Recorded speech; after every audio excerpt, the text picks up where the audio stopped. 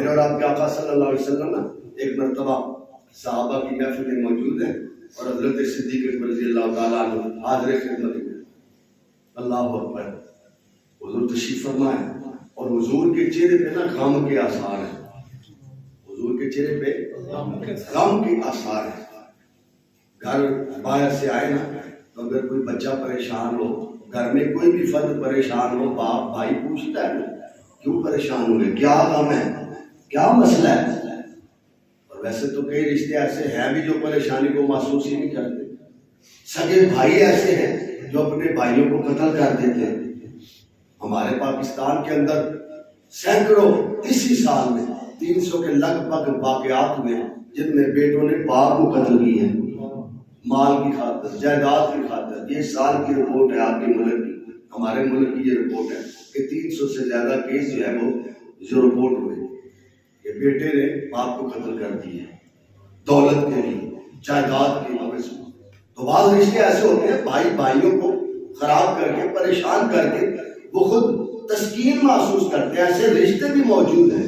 لیکن باپ گھر میں آئے تو بیٹا پریشان ہو تو باپ گوارا نہیں کرتا, ماں بھی گوارا. ذرا سی بیٹے کو پریشانی بیٹی کو آئے تو ماں باپ پوچھ لیتے ہیں کیا بات ہے, کیونکہ پیار سچا ہوتا ہے, محبت سچی ہوتی ہے. ماں باپ کا پیار کبھی بھی 2 نمبر ہو سکتا. ماں باپ کا بغیر لوس بغیر لالچ کے ماں باپ پیار کرتے ہیں. ماں باپ کی محبت جو ہوتی ہے بے لوس ہوتی ہے, ماں باپ پوچھ لیتے ہیں. اسی طرح بلا تشبیہ بلا تمثیل حضرت ابوبکر صدیق رضی اللہ عنہ کا پیار حضور سے بے لوس تھا. سبحان اللہ. بے لوس پیار, بالکل بے لوس, کسی قسم کا کوئی لالچ نہیں تھا. حضرت صدیق اکبر رضی اللہ عنہ نے پوچھا حضرت صدیق اکبر یا رسول اللہ صلی اللہ علیہ وسلم بتائیں آپ کے چہرے پہ غم کے آثار کیوں ہیں, پریشان کیوں ہیں, خود کیوں ہیں, کیوں پریشان ہیں آپ, ملال چہرے پہ. تو میرے اور آپ کے آقا صلی اللہ علیہ وسلم فرمایا ابوبکر مجھے بلال کا غم پریشان کر رہا. سبحان اللہ. مجھ سے بلال کا غم دیکھا نہیں جاتا, مجھ سے بلال کی پریشانی دیکھی, مجھ سے بلال کے دکھ اب دیکھے. بس اتنی بات ہوئی. حضرت صدیق اکبر دوڑ کے نکلے. صحابہ کہتے ہیں ہم سمجھ گئے کہ اب ابو بکر رضی اللہ تعالیٰ حضرت بلال کو لیے بغیر نہیں آئے. سبحان اللہ. اب حضرت ابو بکر حضرت بلال کو لے کر ہی حضور کی بارگاہ میں آئے. حضرت سیدنا صدیق اکبر رضی اللہ تعالیٰ عنہ نے آپ گھر گئے اور آپ نے 4 اوقیے سونا لیا اور اس کا بڑا وزن بنتا ہے آج کے اس دور میں, اتنی کو قیمت دے ہی نہیں سکتا. لوگ شادی کے وقت پہ کہتے ہیں جی شریعت کا حق مہر دو جی.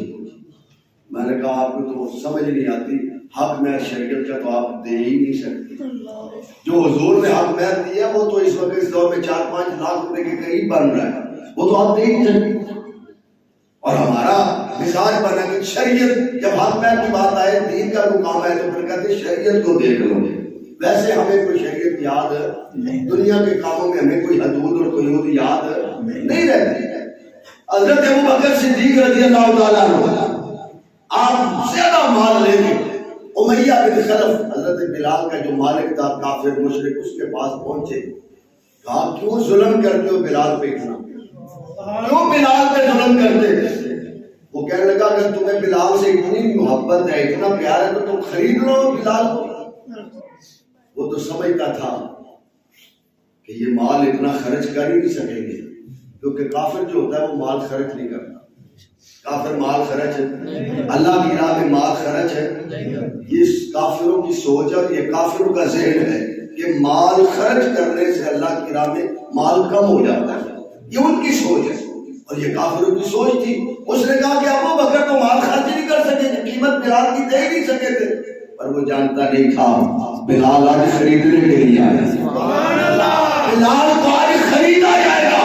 ابو بکر بلال کو خریدنے کے لیے آئے. حضرت ابو بکر نے کہا مانگو کیا مانگتے. امیہ کہتا ہے میں نے سوچا کہ چلو میں قیمت اتنی مانگ دیتا ہوں زیادہ کہ جو قیمت ادا ہی نہ کی جا سکے. حضرت ابو بکر صدیق رضی اللہ عنہ جب اس نے قیمت مانگی نا, یہ بھی دے یہ بھی دے یہ بھی دے, غلام کے بدلے غلام بھی دے. بڑا لمبا واقعہ مختصر کر رہا ہوں.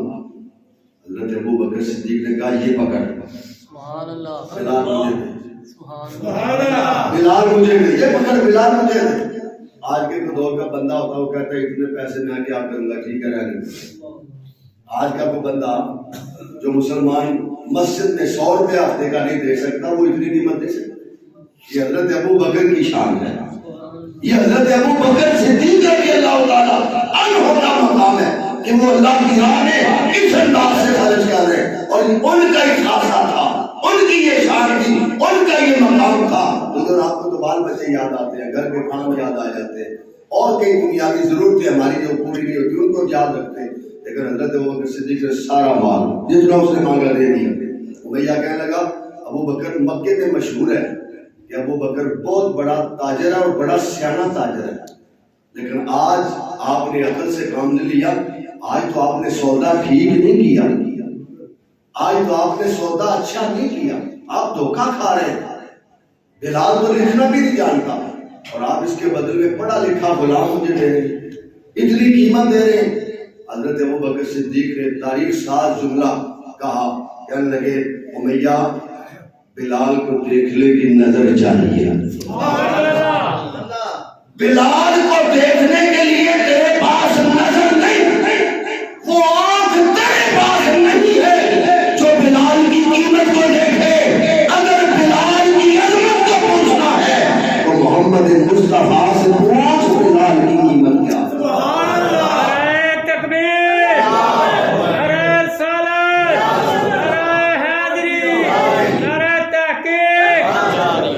بلال کی قیمت تو نہیں جانتا، بلال کی قیمت محمد نبی صلی اللہ علیہ وسلم کی بارگاہ میں ہے، اور میں نے جو تو نے مانگا میں نے دے دی ہے، میں نے سودا گھاٹے کا نہیں کیا، میں نے دو جہان میں نفع والا سودا کیا، اس سودے کا نفع دو جہان میں مجھے ملے گا۔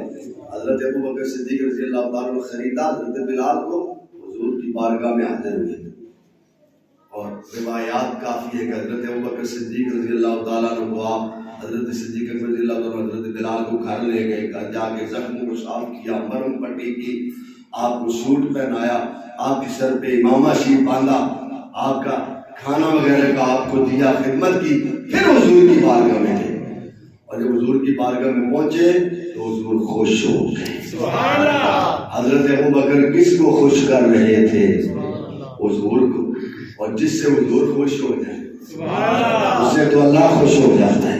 حضرت ابوبکر صدیق رضی اللہ تعالیٰ حضور کی بارگاہ میں حاضر ہے، حضرت بلال، حضرت ابوبکر نے یا رسول اللہ بلال آپ کا آ گیا ہے۔ حضور علیہ السلام نے نا کچھ رقم نکالی جیب سے، کہا مجھے بھی اس کار خیر میں شامل کر لو۔ حضرت ابوبکر صدیق رضی اللہ تعالیٰ عنہ نے سچے مرید ہونے کا حق ادا کر دیا، سچے یار ہونے کا حق ادا کر دیا، سچے دوست ہونے کا حق ادا کر دیا۔ حضرت ابوبکر صدیق رضی اللہ تعالیٰ عنہ نے بڑا خوبصورت جواب دیا، ان انا ومالی الا لک یا رسول اللہ صلی اللہ علیہ وسلم، یا رسول اللہ جو مال میں امیہ کو دے گیا ہوں وہ مال کس کا تھا؟ یا رسول اللہ وہ مال آپ ہی کا تو تھا، اور جو میرے پاس ہے وہ بھی آپ کا، میں بھی آپ کا۔ حضور سب کچھ آپ کے قدموں پہ قربان ہے۔ تو 5 وقت پڑھے نمازاں لوگی تیرو آخر نمازی، تو 5 وقت پڑھے نمازاں لوگی تیرو آخر نمازی، جنگ جیت کے گھر آئیو لوگی تینو کہن غازی، چڑھ کرسی انصاف دی بیٹھوں لوگی تینو کہن غازی، بلے شاہ تو کچھ بھی نہیں کھٹیا جے تو یار نہ کیتا راضی، بلے شاہ تو کچھ بھی نہیں کھٹیا جے تو یار نہ کیتا راضی۔ حضرت ابوبکر نے سب کچھ کما لیا ہے، مجھے حضور کو راضی کر دیا، حضور راضی ہو گئے، اور جس سے حضور راضی ہو گئے اس سے ساری کائنات راضی ہو گئی، جس سے حضور راضی ہو گئے اس سے ساری کائنات راضی ہو گئی۔ ادھر میرے مصطفیٰ کریم صلی اللہ علیہ وسلم کو حضرت ابوبکر راضی کر رہے تھے، ادھر رب جبریل کو کہہ رہا تھا جبریل جا قرآن کی آیات میرے نبی کے پاس لے جا۔ قرآن کی آیات میرے نبی کے پاس، کافروں نے بڑی باتیں کی، کافروں نے کہا کوئی حضور کا پرانا احسان ہوگا یا بلال کا کہ اتنی بھاری قیمت دے کے بلال کو خرید لیا۔ اب چاہیے گا کہ بندہ جواب دیتا، لیکن بندہ جواب نہیں دے رہا ہے، کافروں کی اس بات کا جواب میرا رب دیتا ہے، میرا رب اس بات کی جواب دیتا ہے۔ اللہ اکبر۔ اللہ قرآن مجید فرقان حمید میں ارشاد فرماتا ہے وَاسَا يُؤْتِي اللَّهُ الَّذِي يُؤْتِي مَالَهُ يَتَزَكَّىٰ وَمَا لِأَحَدٍ عِندَهُ مِن نِّعْمَةٍ تُجْزَىٰ إِلَّا ابْتِغَاءَ وَجْهِ رَبِّ الْأَعْلَىٰ وَلَسَوْفَ يَرْضَىٰ۔ میرا ابو بکر اسی کے لیے یہ کام نہیں کر رہا، بلکہ میرا ابو بکر جو بلال کو خرید رہا ہے، اللہ کی راہ میں مال خرچ کر رہا ہے، تو اللہ کی رضا کے لیے کر رہا ہے، اللہ کی رضا کے لیے۔ یہ تو اللہ کے لیے خرچ کر رہا ہے۔ اور والا سوف یردا، اب وہ خوشخبری سنا دے، سب کو بتا دے۔ اللہ کہتا ہے ابو بکر کو میں قریب راضی کروں گا۔ ابو بکر نے اللہ اور اس کے رسول کو راضی کیا، اللہ ابو بکر کو راضی کرے گا۔ استاد نذیر خان، یہ میرے آقا کریم علیہ السلام کے غلاموں کی شان ہے، یہ غلاموں کی عظمت ہے، اور حضرت سیدنا صدیق اکبر رضی اللہ تعالیٰ عنہ کی عظمت ہے کہ اللہ بھی راضی، حضور بھی راضی، اور سارے صحابہ سے اللہ راضی۔